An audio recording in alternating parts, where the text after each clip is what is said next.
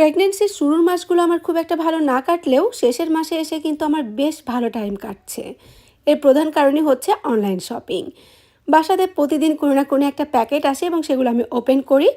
আর আমার কিন্তু এগুলো ওপেন করতে বেশ ভালো লাগে বা অনেক বেশি এনজয় করি।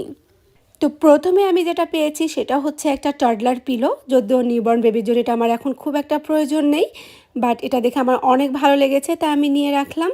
আর ট্রাস্ট মি, এটার যে ম্যাটেরিয়াল বা কাপড়টা এত ভালো যে একদম পারফেক্ট বা আমার মন মতো হয়েছে।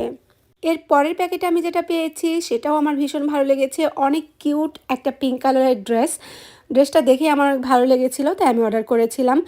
তো এটার কাপড়টা একদমই পিওর সিল্কের। আর আমার বেবি যেহেতু গরমে হবে, তো আমি জানি না এটা পরানো হবে কি হবে না, তবে আমি পিকচার বা ফটোশ্যুট করার জন্য হলে এটা আমি ওকে পরানোর ট্রাই করব।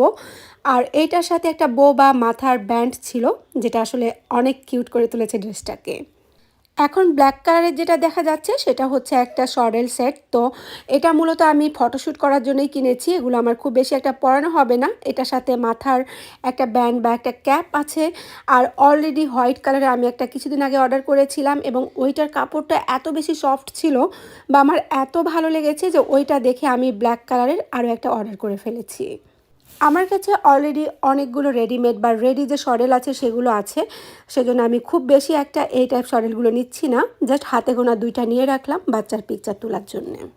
আমি যখনই নতুন বেবির জন্য কোনো অনলাইন শপিং বা মার্কেটে গিয়ে শপিং করি না কেন, অল টাইমে চেষ্টা করি আমার বড় বেবির জন্য আরবির জন্য কিছু না কিছু কিনতে। তো আরবিকে আমি এখন পর্যন্ত কোনো টাইপ মোবাইল দেইনি বা খুব বেশি একটা মোবাইল দেই না। তো আমাকে যেহেতু হসপিটালে 3 থেকে 4 দিন থাকতে হতে পারে, তাই ভাবলাম যে একটা ফোন ওকে আমি দিয়ে যাব। বাসাতে ফোনটা এমনিতেই পড়েছিল, তো ভাবলাম একটু নতুন করে সাজিয়ে দেই, তাই ওর পছন্দ মতো একটা মোবাইল কাভার অর্ডার করেছিলাম।